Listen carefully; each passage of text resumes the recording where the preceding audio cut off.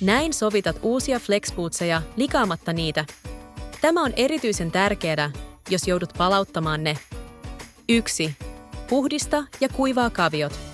Aloita pesemällä hevosen kaviot ja jalat huolellisesti. Poista kaikki lika kaviosta, jalasta ja anturasta. Kuivaa jalat ja kaviot kokonaan ja tarkista, että ne ovat täysin puhtaat. 2. Käytä puhdasta pyyhettä ja ohutta sukkaa. Pidä bootsit puhtaina käyttämällä sovituksessa puhdasta pyyhettä ja ohutta sukkaa.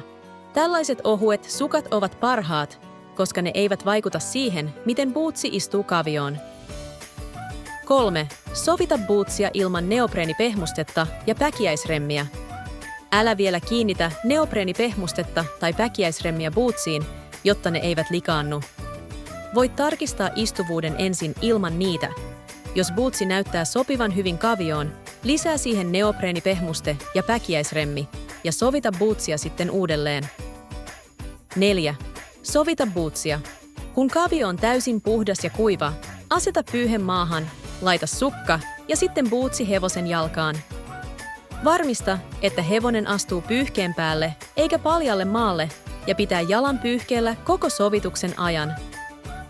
Näitä ohjeita noudattamalla voit tarkistaa bootsin istuvuuden ja bootsit pysyvät puhtaana mahdollista palautusta varten